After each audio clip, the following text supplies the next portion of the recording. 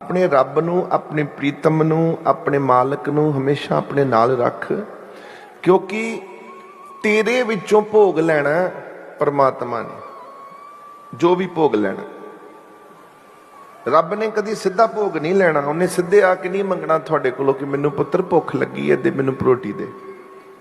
जे सेवक नूं भुख लगती है तो परमात्मा नूं भुख लग रही है, जे भगत नूं भुख लग रही है तो समझ लो भगवान नूं भुख लग रही है। थोड़े विचों ये सब ओदी कृपा है।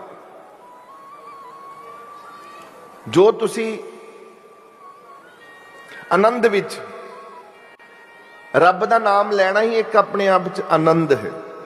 प्रभ अविनाशी वाहे गुरु,